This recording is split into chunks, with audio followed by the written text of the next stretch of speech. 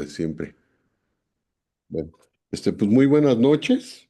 Ya estamos aquí con nuestra plática de cada jueves y hoy quiero compartir con ustedes eh, las 7 fugas invisibles que están destruyendo la rentabilidad de tu empresa y cómo detenerlas en 30 días, ¿no?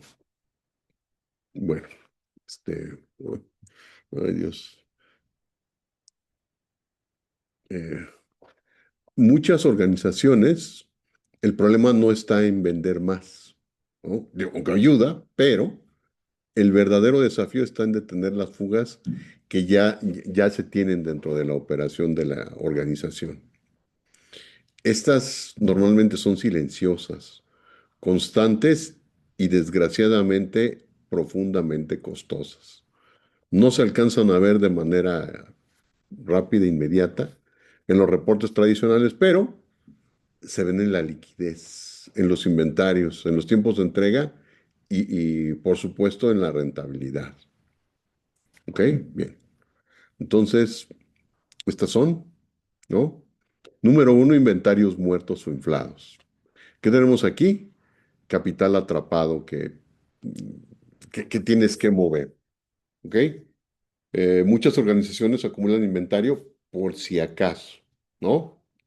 Pero este inventario no se mueve, se deteriora y ocupa espacio físico y financiero, ¿no? Cada caja apilada Eh, sin rotación es dinero detenido que podría estar generando valor siempre y cuando se mueva. De ahí que un- una métrica que ocupan muchas organizaciones es la rotación de inventarios. ¿Ok? No es algo que te puedas dar el lujo. No, mira, es que se tardan mucho en entregar y vamos a tener un inventario de seguridad. Pues quién sabe, ¿no? Ese es una de las 7 fugas. Siguiente. Compras urgentes que hacen disparar el costo total. No es lo mismo comprar bien que comprar rápido. Eh, Puedes pensar, no, mira, me entregan en 2 semanas, sí, pero ¿cuánto te está saliendo? ¿No? Ese tipo de compras es algo que debe evitar lo más que se pueda, porque a la larga tienen un costo que puede complicar la operación, la incrementa de manera innecesaria. Ok, las compras de última hora que generan sobreprecios, envíos especiales y decisiones reactivas que incrementan el costo total de abastecimiento. Em, Digo, en alguna ocasión me tocó ver que se requerían unas baterías para unas plantas generadoras de energía eléctrica y pues ya se había sacado el pedido. Pero sorpresa, resulta que entregaban en 6 semanas y era algo que tenía que entregarse ya. Y ya es que los estuvieran entregando el mismo día. Felizmente había varias alternativas, pero no salían mucho más caras. Si mal no recuerdo, era 2 o 3 veces más caras que el costo de la batería original. Si esta compra se hubiera hecho con antelación, si el área usuaria de esta empresa hubiera tomado en cuenta el ciclo de vida de la batería que estaban manejando, pues hubiera sido fácil decir, oye, nos quedan como 3 meses de que funcione la batería, para este caso en específico, eh, pues velas comprando de una vez, ¿no? Pues era una empresa que no tenía problemas de liquidez de ningún tipo. Entonces, se hacía la compra con tiempo y se le daba un seguimiento. ¿Ok? Para que, ¿sabes qué? Quedaron de entregar en 4 semanas, están en un precio razonable, porque la empresa, por los acuerdos que tenía con esta gran empresa, no incrementaba sus precios de manera significativa y era muy confiable en su entrega, pues iban a entregar en tiempo y costo y no iba a haber problema. ¿Ok? Pero pues muchas veces, y estoy hablando a fines del siglo pasado, no existía ese seguimiento que hoy sí tienes con la digitalización de tu cadena de suministro de tus procesos. Oye, ¿cuánto tengo en el almacén? O cuál es el tiempo que debería de durar esta batería de acuerdo a los registros que se tienen? ¿No? Pues ya no lo estamos acabando, ¿no? Entonces, de esa forma puedes evitar este tipo de situaciones. Porque, digo, sí te pueden responder en tiempo, pero el costo es algo que finalmente va a terminar pagando, valga la redundancia, esa, no lo quiero decir negligencia, sino esa falta de previsión. ¿Ok? Bien. Eh, a veces sale más barato para el caso de que tengas un inventario muy grande de un artículo que aparentemente se iba a mover mucho, pero al final no. eh, pues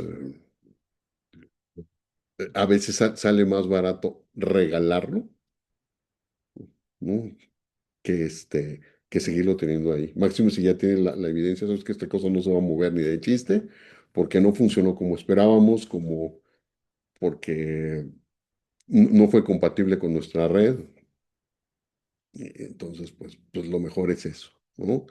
Y de veras, cada vez que se haga una compra que va a llegar con un usuario final, es conveniente y muchas empresas ya lo hacen de tiempo, hacer una homologación, que realmente ese producto que vas a comprar, si es para dar un servicio, eh, sea, ¿cómo se llama? Puede utilizarse con la red de la empresa que lo está adquiriendo. Que dicen, oye, mira, va a ser un videoteléfono de estas características. Por ejemplo, el caso que me tocó vivir en cierta empresa de cuyo nombre no quiero acordarme. eh, Oye, pero nunca se ligó con el sistema operativo con el que trabajamos aquí. Se compró una cantidad importante, al final no pudo haber ese enlace entre el aparato y la red y se terminó regalando. Algo que iba a ser dar un producto plus, un producto de alto nivel para clientes top, terminó convirtiéndose prácticamente en un ladrillo o en un pisapapeles caro, ¿no? Por eso, de que también es importante esto último. Si va a entrar a la red, si funciona, adelante, ¿no? Entonces es conveniente considerarlo. Siguiente, pronósticos imprecisos que generan sobreproducción o desabasto. Cuando tenemos poca información o no tenemos un análisis adecuado, el resultado es doblemente costoso. Produces o compras más de lo que necesitas o te quedas sin inventario en el peor momento. ¿Ok? Ambos escenarios pueden afectar de manera grave la utilidad que ibas a tener. ¿Ok? Eh, es importante, sobre todo cuando hay lanzamientos de productos nuevos o de un servicio que está asociado a un insumo caro, bueno, a un insumo, pues, este, tiene que haber un pronóstico muy detallado, muy confiable. ¿Ok? Hace muchos años también esa misma organización, y más o menos en el mismo tiempo, se estableció un plan de lealtad, ¿no? El plan de lealtad incluía una tarjeta bancaria que, a la que se le iba a poder depositar dinero y iba a haber una serie de beneficios por ser cliente frecuente, cliente de alto nivel, ¿no? El problema es que se mandaron a hacer las tarjetas bancarias tienen un periodo de caducidad, no es algo que digan, oye, si no lo ocupas, si no lo imprimes, no pasa nada y tenemos 10 años, 5 años, 3 años para ocuparla. No, es algo que tienes que ocupar, pero ya, porque tienen periodo de caducidad, no tanto este, mm, por la caducidad que pudiera tener el plástico o el chip, sino por ser un producto bancario, que no puede caer.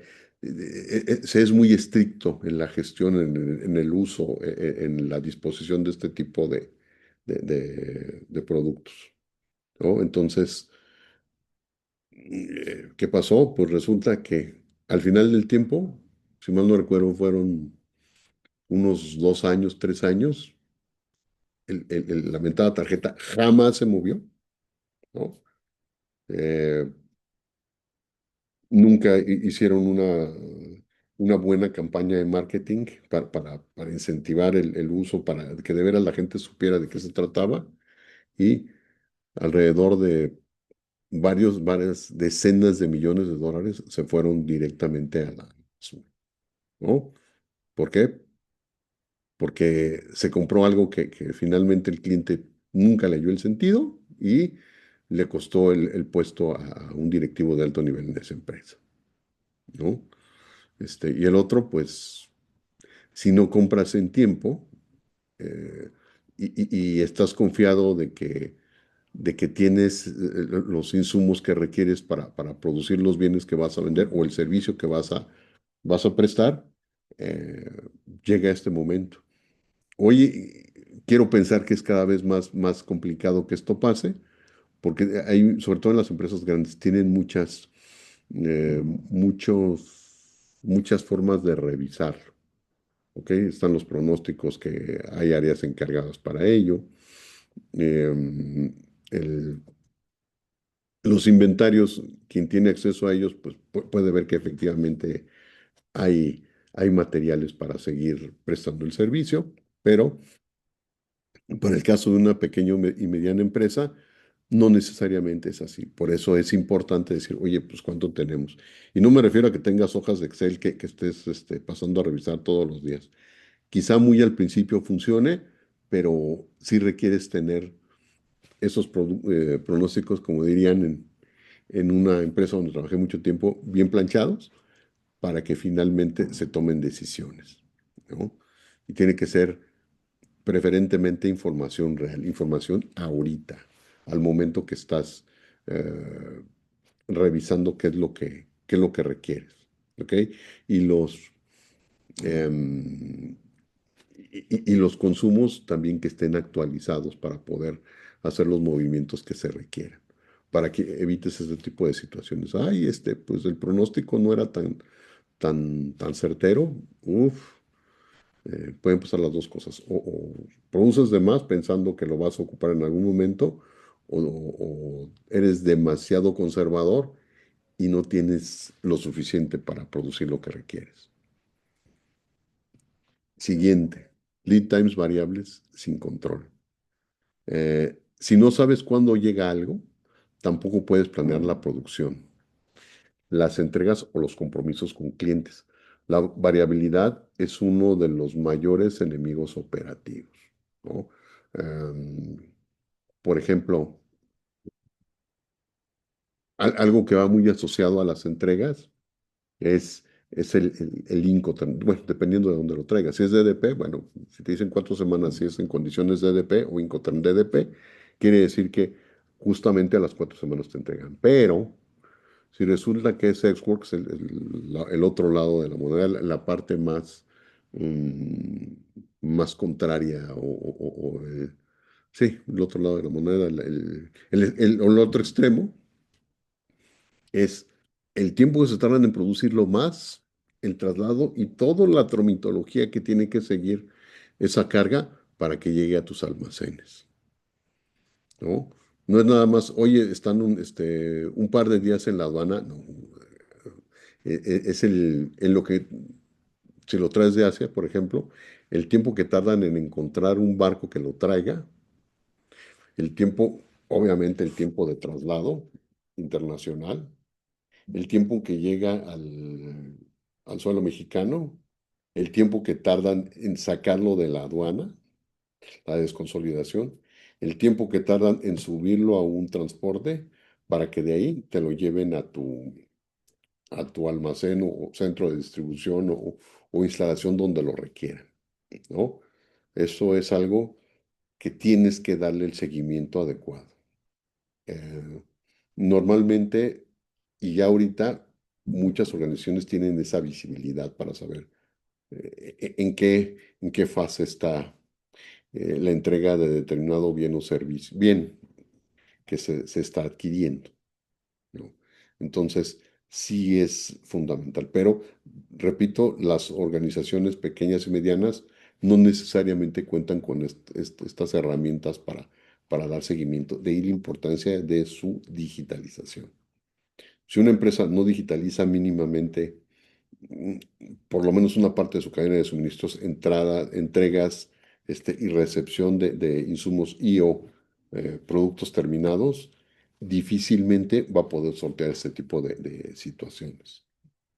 Siguiente, indicadores no conectados a las finanzas.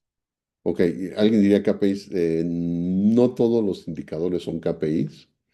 Los KPIs es alrededor del 10% del total de indicadores que maneja la empresa.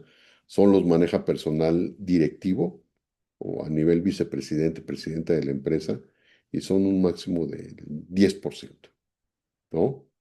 Eh, el resto son a nivel gerencial u operativo. Entonces, es importante que el indicador esté alineado con la parte financiera porque este, ahí las finanzas te permiten ver si efectivamente el comportamiento que está teniendo la empresa, ¿no? Los, sí te está generando beneficios u utilidades, ¿ok? Eh, mientras mejor establecidos estén estos indicadores y mejor alineados estén con la parte financiera, va a ser más fácil en su momento tomar decisiones para hacer los ajustes que se requieran.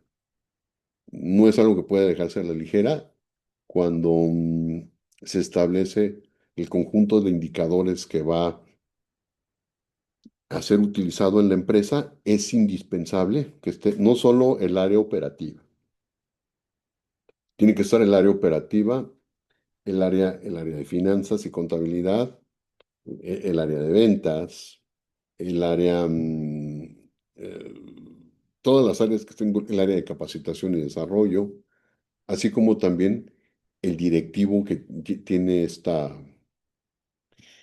responsabilidad. ¿Por qué? Porque estos indicadores los afectan a todos. No es nada más finanzas. Algo que no va bien la gente de compras, de almacenes, de producción, le va a afectar a todos los demás. De ahí que es importante, tanto que estén interconectados, que sepan qué le corresponde a cada quien, como cuál es la incidencia si X o Y indicador no da los números que se habían planteado en un principio. Esto es una actividad que lleva tiempo, no es mira, en una junta de 2 horas, 3 horas, ya lo resolvimos todo. No, es un proceso que por lo menos te lleva unos 6 meses si nunca has trabajado con ella, ¿no?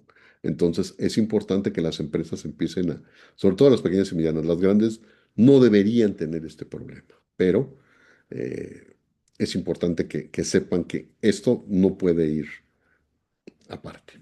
¿Ok? Bien, seguimos. Procesos sin estandarizar. Cada persona trabaja como puede o como aprendió.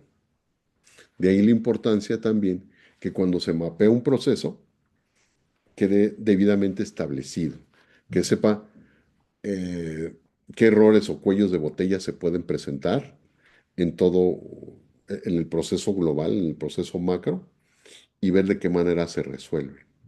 O bien, cuál es el deber ser, dirían por ahí, de estos procesos para evitar que la variabilidad no se presente o que sea mínima.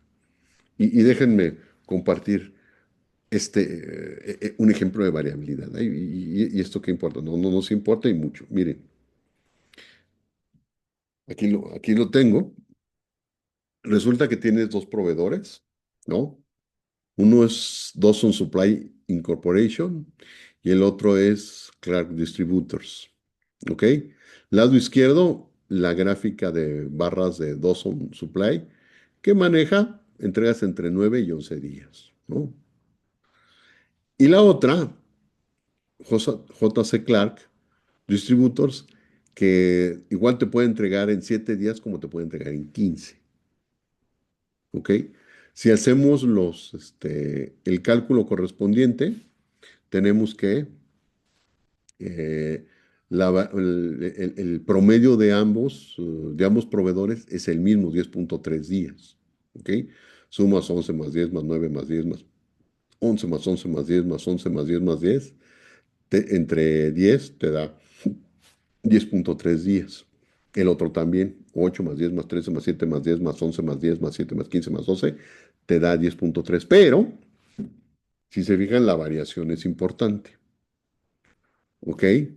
En uno prácticamente es una variación mínima, 0,67, y la otra, que estamos hablando de una variación mucho más significativa. ¿Ok?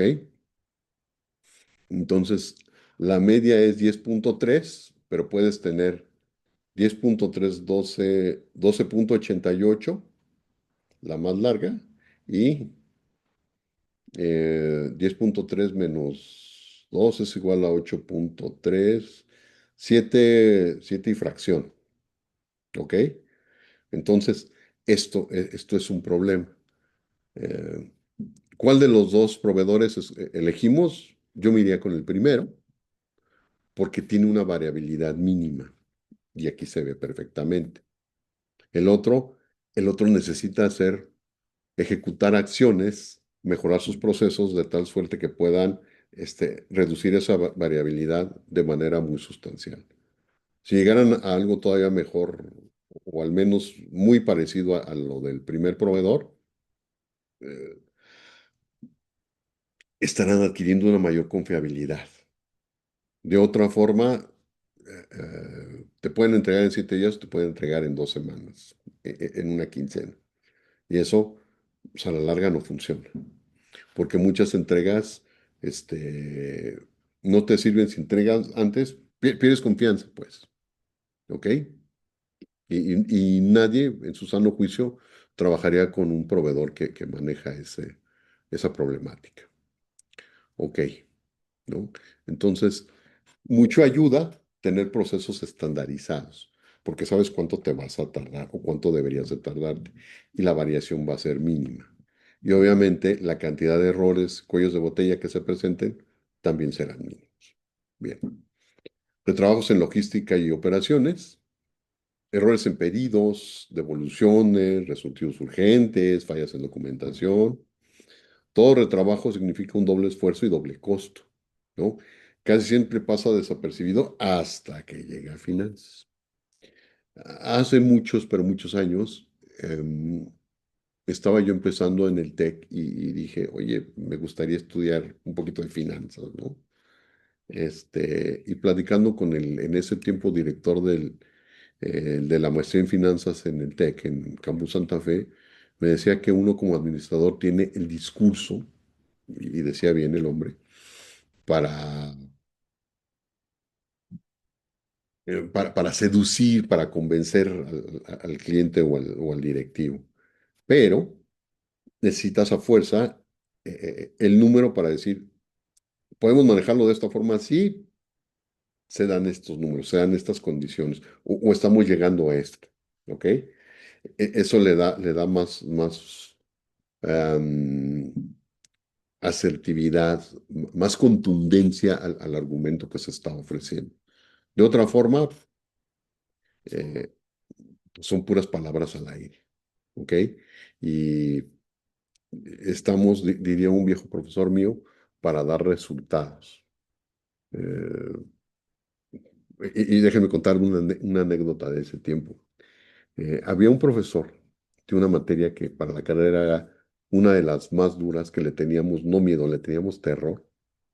Era análisis estructural uno, ¿no? Ahí se veían aspectos mínimos para después entrar al área de estructuras de la carrera, ¿no? Si alguien quería hacerse estructurista, pues tomaba estructuras de concreto, acero, análisis estructural 2, ingeniería sísmica, cimentaciones, etcétera, ¿no?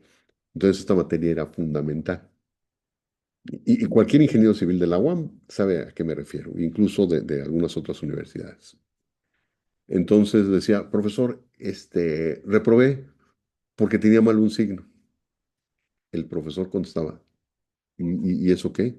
Un profesional está para dar resultados, no para dar pretextos.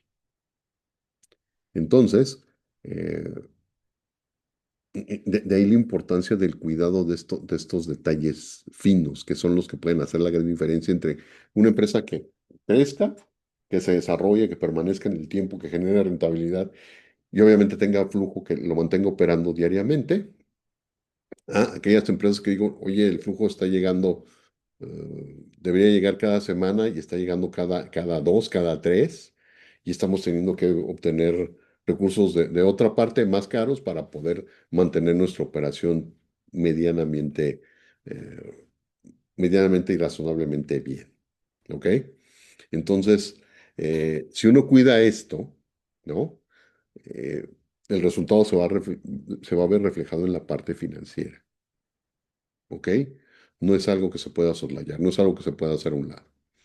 Ok, bueno, ya platicamos de estos ejemplos de variabilidad. Eh, Viene el impacto financiero real después de esto que estoy comentando. Ok, estas fugas no solo afectan la operación, afectan directamente el dinero de la empresa. ¿Ok? Menor liquidez por inventarios altos o compras desordenadas. ¿Ok? Te queda menos dinero para moverlo. Más gastos ocultos que no aparecen en los estados financieros a simple vista, ¿no? Que cuesta trabajo ver. Por eso es importante que el indicador esté alineado con la parte financiera. Menos margen operativo por sobrecostos constantes. Dices, híjole, pues sí, tienes menos margen de maniobra, valga la redundancia. ¿Ok? Porque ya tenías, todo proceso tiene un costo. Si ese costo lo gastas, pero no logras lo que te habías planteado, tienes que meterle más, tienes que gastar más. Entonces, ahí se van generando los sobrecostos. Y si esto ya es de manera constante, tu margen operativo va a ser severamente mermado. ¿Qué otra cosa te trae? Los clientes no van a estar contentos porque tus entregas son tardías y o son inconsistentes, como el caso que ya les decía. Este, oye, te entrego en 7 días, sí, pero ya pasaron 2 semanas, y me dicen que me entregan mañana, ¿no? Es mejor que te tardes un poquito más de esos 7 días, eh, de manera constante a que tengas 3 entregas en 7 y 2 en 15, ¿no? Porque, repito, puede ser que tengas un muy buen promedio, pero la variabilidad hace añicos tu margen de utilidad. ¿Ok? Luego, decisiones lentas por falta de indicadores claros y conectados. Mire, uno de los grandes temas que tiene el personal directivo es que necesita información numérica para tomar decisiones adecuadas. Tiene que ser numérica y tiene que ser oportuna. ¿Ok? Este, mm, si la información que tiene no está conectada con el área de finanzas, tenemos un problema y tenemos un problema muy grave. ¿Ok? Eh, Porque las decisiones siempre serán cuestionadas porque no hay esa celeridad, no hay este,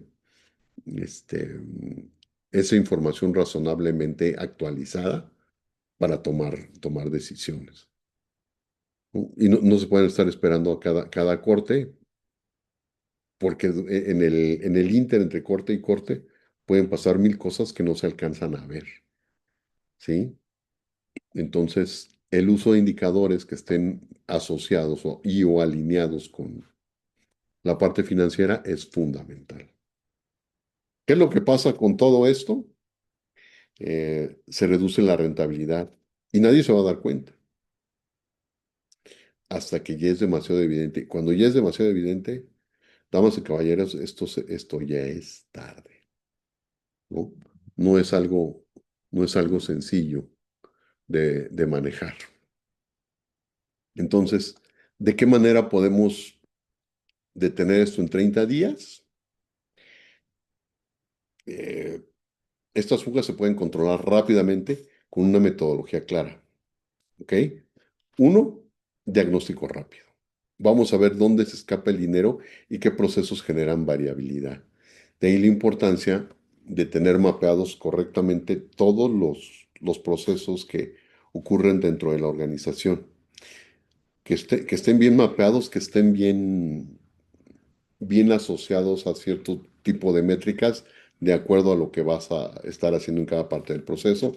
Número de rechazos es un indicador importante sobre el total, o porcentaje de rechazos sobre el total de entregas, entregas perfectas, etcétera, etcétera, etcétera, para poder ir haciendo los ajustes que se requieren. ¿Ok?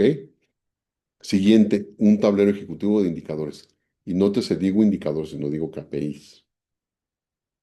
Y creo que viene bien que lo comentemos. Un indicador eh, es normalmente operativo o gerencial, ¿ok? Siempre va a ser un porcentaje o un índice, ¿ok? Son adimensionales y además tienen que estar alineados con una meta. Parten de una línea base. Normalmente la línea base es el ejercicio anterior, inmediato anterior, y que se busca irlo mejorando. Ok, bien. Em, la cosa es ir mejorando y llevando registro de todos estos indicadores para saber cómo nos vamos moviendo a lo largo del tiempo. Voy a subir una imagen, de momento no la tengo, donde pueda verse esto por colores. Si es verde, quiere decir que está dentro de la zona que el indicador está teniendo un efecto positivo. Si es amarillo, está cerca de. Y si es rojo, quiere decir que estamos lejos de alcanzarlo, para poder ir haciendo los ajustes correspondientes en las áreas que están llevando a cabo los procesos. Obviamente, el personal de capacitación debe de estar involucrado. ¿Por qué? Porque todos los procesos requieren cierto nivel de capacitación del personal, tanto del que dirige como del que ejecuta. ¿Ok? Mientras más compenetrados estén y mejor capacitados, obviamente la variabilidad va a decrecer considerablemente. ¿Ok? Entonces, es vital, dentro del número dos, que ese tablero ejecutivo conecte la parte operativa con finanzas y con la estrategia. Oye, ¿para dónde vamos? Queremos tener el 30% del mercado. Bueno, ¿qué es lo que tengo que hacer para alcanzar eso? Y cómo vamos a ir midiendo. ¿Ok? Número tres, conexión con tus indicadores y obviamente estos con finanzas. Porcentaje de gasto, porcentaje de costos extra, etcétera, etcétera, etcétera. Transformar indicadores operativos en impacto monetario real. Y aquí tiene mucho que ver con lo que comentaba del directivo del TEC, que era el director de la maestría en finanzas, ¿no? Este, OFIT va con satisfacción del cliente. Lead time con capital de trabajo. Compras urgentes le pegan al margen. Entonces, es fundamental ir cuidando estos detalles finos para saber dónde aplicar correctivos y mientras más pronto, mejor. Siguiente, plan de acciones tácticas. Número cuatro, acciones de alto impacto, bajo costo y rápidas de implementar. En algunos casos va a haber necesidad de recortar algunos procesos o reconfigurarlos, ¿ok? O tener mejor capacitado al personal. Todo eso se junta. Ajustes de compras e inventarios, ¿ok? Controlar el ciclo P2P y mejorar planificación y estabilizar abastecimiento. Am, Normalmente, dependiendo de las empresas, se recomienda que sean 3 meses de inventario para no tener alguna falla de suministro o falla de que se rompa la cadena de suministro. Se considera, si es DDP, pues no tienes problema, dicen 4 semanas, 4 semanas. Pero, si, repito, como dije muy al principio de nuestra plática, si es Xworks, pues le agregas, si lo traes de Europa, échale 6 semanas más, ¿no? El tiempo de fabricación más 3 semanas, 4 semanas, considerando el traslado y el que desaduanas el equipo y llega a tus instalaciones. Entonces son 4 semanas más, entonces estamos hablando de 8 semanas, ¿ok? Y estar muy al pendiente. Oye, Llevamos 2 semanas, comunícate con el proveedor para que te diga si efectivamente te va a entregar en 15 días. Y así estás, ¿eh? Como cuchillo de palo, pero mi hermano es indispensable, no lo puedes dejar así. No, dijeron que se van a entregar. Ah, sí, ¿ya checaste? O digo, ahora lo tenemos un poquito más fácil, ¿no? Con las guías que te mandan. ¿Dónde vas? Bueno, pues vamos acá, estamos en tiempo, ok. Para que en caso de que no, que puede llegar a pasar, ¿no? Tomes acciones y de volada lo libres. Y si este proveedor te está fallando así, pues ya llegó el momento de manejar otro aparte, ¿ok? Este, mm, sí, tener ese tablero debe de incorporar estos elementos. Luego, estabilización de procesos clave. La mejora continua es eso, partes de algo estándar y vas ajustando poquito, para ir eliminando esa variabilidad, eh, para que la cantidad de retrabajos que puedan darse vaya en decremento y no al contrario. Y obviamente los errores pues van a ir disminuyendo. Quizá no lleguen al 100%, pero al 0%, pero sí debe de haber una mejora significativa, o por lo menos una estabilidad, un, un índice muy bajo, ¿no? Un porcentaje muy bajo, un 2%, un 1%. Con esto, la organización puede recuperar liquidez, mejorar márgenes y fortalecer su operación en muy pocas semanas. Obvio, hay que trabajar, hay que observar, hay que tener métricas, ¿no? De otra forma, es prácticamente imposible tener mejoras de manera significativa, ¿ok? Este, oigan, pues muchas gracias por estar por acá con nosotros, digo, qué gusto, de ver a mis amigos que están aquí con nosotros. A ver, aprovechando la experiencia vasta que tiene la gente que nos acompaña, ¿pueden comentarme algo que hayan visto, que les haya tocado una situación de terror que dice, ay, fíjate que ya se acabó el inventario y necesito seguirlo moviendo en estos 15 días? Alguna de esas historias de terror que seguramente tendrán muchas que platicar y cómo la pudieron resolver, o mejor aún, alguna situación que pudieron prever desde antes y ¿sabes qué? Voy a meter este proveedor, este proveedor y este proveedor. Vamos probándolos para subsanar alguna falla que pudiéramos tener con el proveedor principal. Cuéntenlo, por favor. Cualquier parecido con la realidad es meritita coincidencia, ¿no? Sí, mira, yo un caso que sí me puso en aprietos, digo, he tenido muchos, pero uno que fue post-COVID fue cuando una tormenta, de hecho yo acababa de entrar a una compañía japonesa, un noviembre, y para finales de noviembre ya había hubo una tormenta en Texas. Y Mm, nosotros recibimos una carta de force majeure de un distribuidor de DuPont. Y, y lo que indicaba la carta era que la planta iba a estar cerrada al menos 6 semanas porque se destruyó no sé qué tanto rollo y los inventarios no había, de hecho, estaban muy limitados. El primer impactado fue directamente el cliente, fue Stellantis, pero nosotros que no comprábamos el volumen de Stellantis, pero sí era un volumen muy mínimo, o sea, a lo mejor tonelada por mes. De todas maneras impactaba a 3 clientes. De entre ellos estaba también Stellantis, ¿no? Y 12 clientes japoneses. Entonces, lo que hicimos ahí en una forma de reaccionar de nosotros como compras fue inmediatamente tomar el revisar dónde más pudiera existir esa resina. Lo malo de esa resina es que era muy específica, no era no era una resina común, era muy particular dentro de los polímeros de ingeniería, era muy particular. Pero gracias a que yo tenía una chica que era como project manager dentro de compras, ella se dio a la tarea de revisar qué proveedores alternos pudieran estar fabricando con la misma resina o el mismo tipo de resina.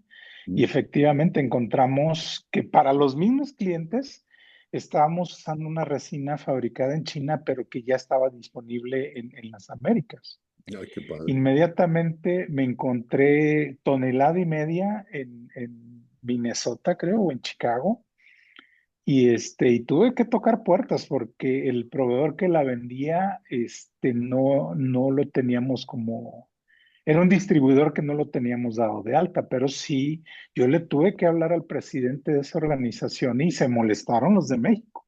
Y les dije, no me importa, no me están haciendo caso ustedes. Yo llevo 3 días tratando de contactarlos, ¿no?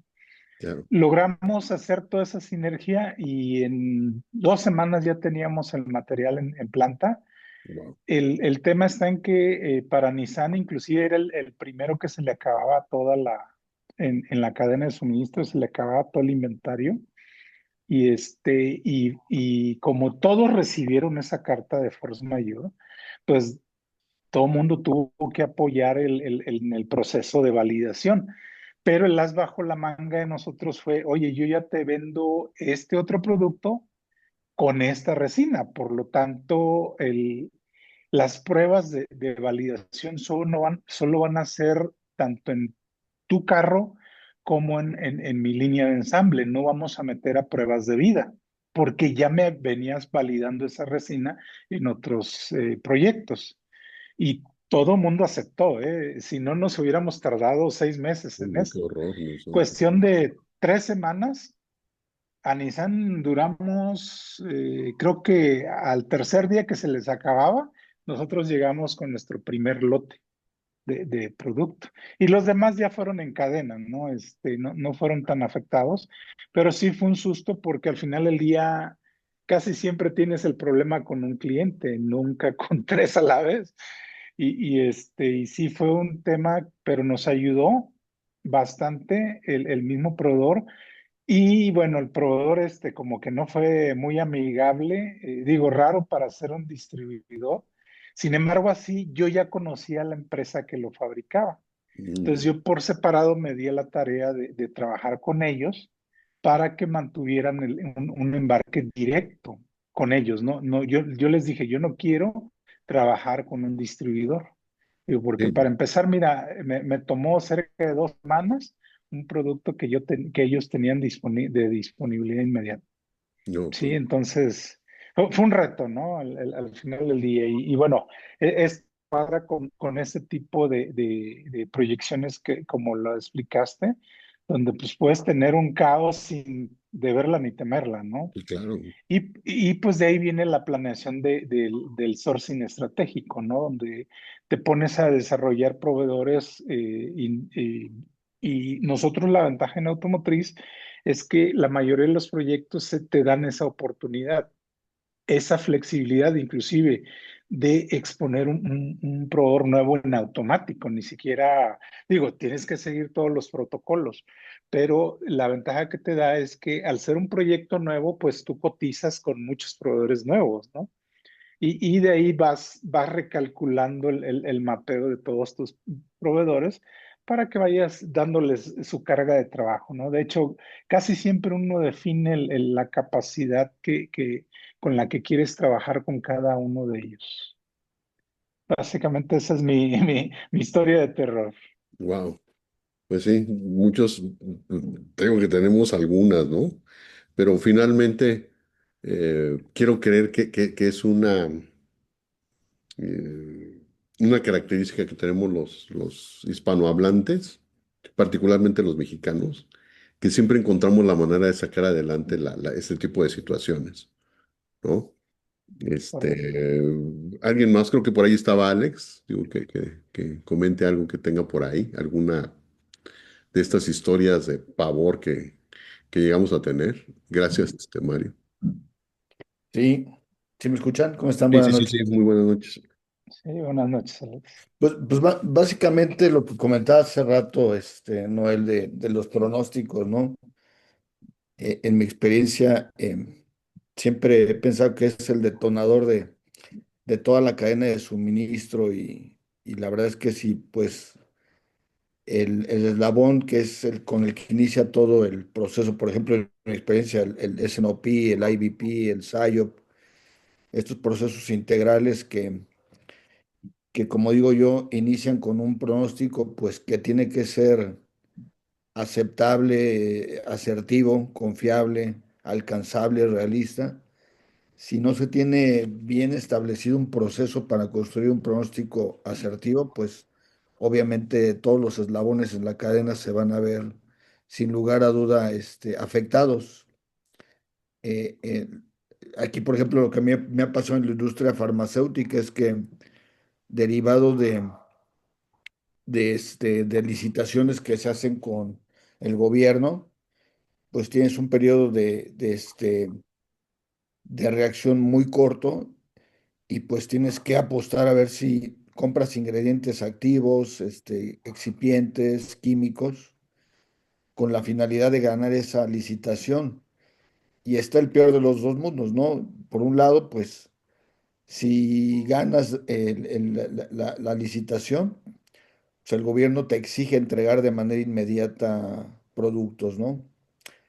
Pero si no lo ganas, puede ser que tú hayas adelantado alguna compra que tiene un lead time bastante considerable y eso pues obviamente pues te, te, te, te, te genera un incremento en tus inventarios con riesgo incluso hasta que lo pierdas ese inventario, porque si es un medicamento muy exclusivo para cierto padecimiento, pues obviamente pues te puedes quedar ahí pues muy emproblemado con inventarios altos. Entonces, eh, la complejidad, por ejemplo, en la industria farmacéutica es que no es como otras industrias, que a lo mejor desarrollas un proveedor muy rápido y tienes el abasto de manera inmediata. En la industria farmacéutica, los excipientes y los ingredientes activos tienen un proceso muy largo de aprobación, tienen incluso procesos de validación en proceso, en líneas de producción, y lo que le llaman estabilidades. En estabilidades, tienes que demostrar ante COFEPRIS que la nueva molécula o el nuevo ingrediente activo, los excipientes, cumplen con la efectividad del medicamento y COFEPRIS te da el aval para que puedas utilizar el sustituto.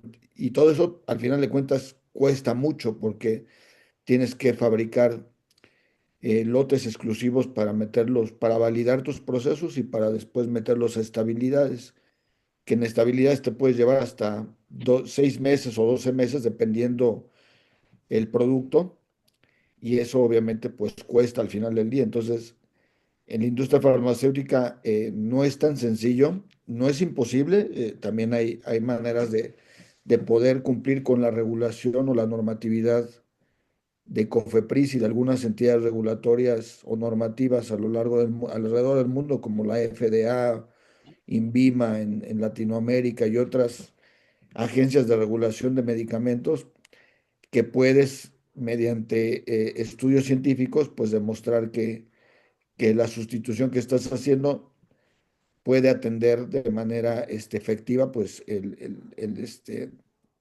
medicamento, o sea, puede ser un medicamento muy efectivo o similar al que tú estás sometiendo a aprobación. Entonces, bueno, ante ese escenario, pues sí me ha tocado vivir experiencias lamentables de ingredientes activos que lamentablemente se ¿Se pierden? desabastecen a nivel global y pues tienes que estar haciendo prácticas de buscar incluso inventarios con competidores, ¿no? Me tocó una vez que no teníamos un ingrediente activo y, pues hasta competidores les pedíamos prestado para ver si podíamos seguir fabricando ese medicamento, ¿no? Este, Obviamente pues ya se ve a alto nivel para pedir esos Sí, apoyos claro. Ujú. y se toman esas decisiones, pero sí es complejo, ¿no? Y eso pues nuevamente ese pronóstico, ese detonador de las expectativas de producción, de venta, de logística, pues obviamente si no hay un buen inicio, como digo yo, pues tampoco puede haber riesgos, ¿no? En los planes de mitigación, como los que comentaba Mario, en los planes de continuidad operativa, de continuidad comercial, si obviamente ese pronóstico no es asertivo Y no nomás el pronóstico en el corto plazo, tiene que haber pues también un compromiso en el mediano y largo plazo, porque pues hay procesos que tardan, que tienen un lead time muy largo y eso pues también tenemos que considerarlo para no fallar e impactar el negocio de manera negativa, ¿no? Sí, bueno, pues sí. Sí, sí, y digo, estamos hablando de industria farmacéutica, automotriz y telecomunicaciones. La problemática es similar, nada más hay que ir adaptando, ¿no? Bueno, Claro. entonces, muchas Y hoy gracias. en día, y hoy en día, desafortunadamente, creo yo que hay un desbarajuste, por llamarlo de alguna manera, comercial a Ujú. nivel global. Y eso estaba moviendo pues muchos segmentos en el mercado, ¿no? Algunos que apostaban a productos, pues hay sobreinventarios, algunos que al contrario, por ejemplo, la industria de la tecnología pues está dando pasos agigantados, entonces de repente por ahí escuchaba que algunas automotrices iban a quedar nuevamente sin algunos semiconductores o chips y pues se está volviendo a experimentar pues un desajuste en todo el comercio, en diferentes sectores, ¿no? En diferentes segmentos. Entonces, creo que se vienen momentos complejos y luego si a eso le añadimos todo lo que ha tenido el impacto de los aranceles, que ya está demostrado que sí ha tenido impacto, pues, híjole, la verdad es que vamos a estar con un mercado muy, muy complejo de entender y obviamente, pues eso también no abona en tener un pronóstico asertivo, ¿no? Híjole, pues bueno, pues ya vimos que como más la iguana, Sí. en tres industrias distintas que definitivamente enfrentamos pues la misma problemática, obviamente alineada con las industrias que conocemos, que manejamos, que hemos vivido. Bueno, ya para cerrar, este, controlar estas fugas es más rentable que aumentar ventas. Digo, sin que deje de ser importante el incremento de ventas, pero con que vayas controlando estas fugas, estas 7 fugas que acabamos de comentar, cuando una organización alinea procesos, indicadores y finanzas, la rentabilidad aumenta sin aumentar la carga de trabajo, ¿ok? El crecimiento sostenible nace dentro de la organización, no necesariamente por fuera. Entonces, en la medida que logramos hacer esto, y de hecho vimos los ejemplos que traigo yo, más los que compartieron nuestros amigos Alex y Mario, de empresas, de industrias completamente diferentes, pues nos damos cuenta que es cierto, ¿no? Este, entonces, pues por aquí va la cosa. Pues muchas gracias. Nos estamos viendo primeramente Dios la próxima semana a las 7. Ya les diré sobre qué estaremos tratando. ¿Vale? Ok, muchas gracias. Buenas noches a Muy buenas todos. Al noches. contrario, muchas gracias, descansen, que estén Igualmente. muy bien.